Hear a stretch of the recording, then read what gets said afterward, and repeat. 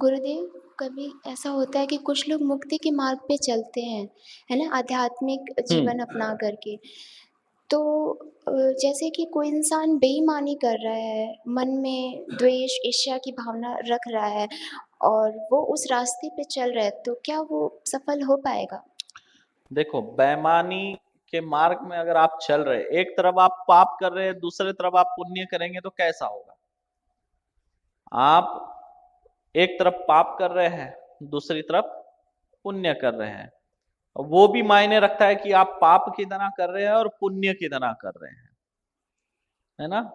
कुछ ऐसे भी कार्य होते हैं जिसके लिए जो है व्यक्ति अगर कुछ पाप भी कर रहा है लेकिन उससे बड़ा अगर वो पुण्य कर रहा है तो मायने रखता है। अगर कोई झूठ बोल रहा है किसी के भलाई के लिए तो वो झूठ नहीं कहलाता है, समझ के? तो जैसे कोई व्यक्ति व्यापार करता है, व्यापार में अक्सर झूठ बोलना पड़ता है, झूठ के बगैर व्यापार नहीं है।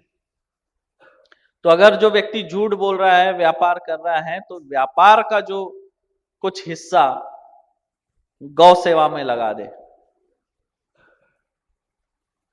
वृद्धाश्रम में लगा दे, मानव सेवा में लगा दे, तो जो उसने झूठ बोला होगा, व्यापार में जो भी उसने कुछ लगता है कि मैंने कुछ गलत तरीके से पैसे कमाया है, वो दान कर दे।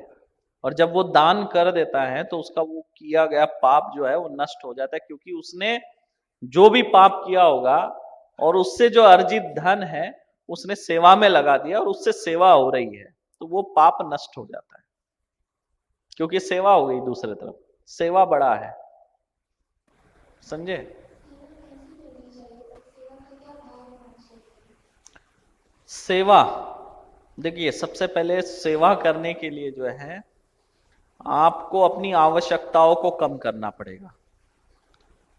जब आपकी आवश्यकता कम हो जाएगी तो आपको ज्यादा साधनों की आवश्यकता नहीं पड़ेगी, और जब ज्यादा साधनों की आवश्यकता नहीं पड़ेगी तो लालच नहीं आएगा, और जब आपके अंदर लालच नहीं होगा तभी आप सेवा कर पाएंगे। लालच अगर अंदर है तो आप सेवा नहीं कर सकते हैं, समझ रहे? तो कैसा होना चाहिए सेवा? निष्पक्ष होना चाहिए। सेवा करते समय सेवा के बदले कोई भाव नहीं होना चाहिए कि मैं ये सेवा कर रही हूं तो इसके बदले मुझे कुछ मिले। अक्सर इंसान यही गलती कर जाता है। मैं हमेशा कहता हूं कि कोई पूजा पाठ करो ना, मत मांगो भगवान से कि मुझे ये दे दे। कोई अनुष्ठान करो तो मत मांगो भगवान से, ईश्वर से, कि मुझे ये दे दे।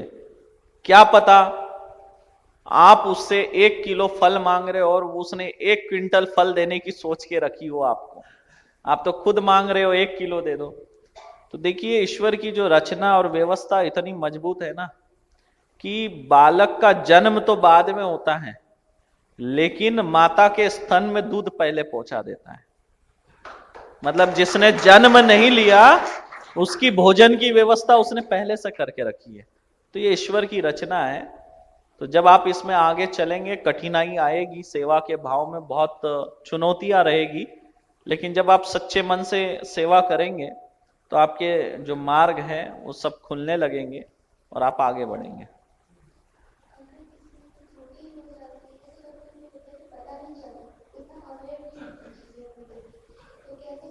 कैसी त्रुटि मतलब किस बारे में?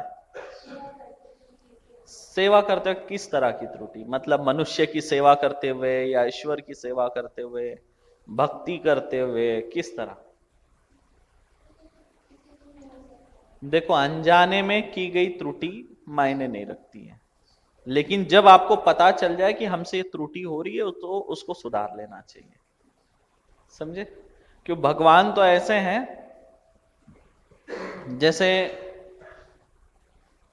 अगर आप भगवान श्री राम जी का नाम नहीं लेना जानते हैं, एक संत थे, भगवान श्री राम जी का नाम नहीं ले पाते थे, मरा मरा मरा मरा बोलते थे, हाँ?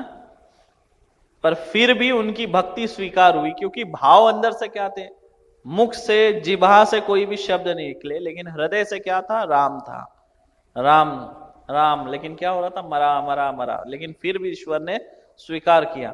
अगर आप कोई कर्म कर रहे हैं, भाव से कर रहे हैं, तो जो त्रुटि है वो मायने नहीं रखती है, वो अपने आप समाप्त हो जाती है त्रुटि। समझ गए?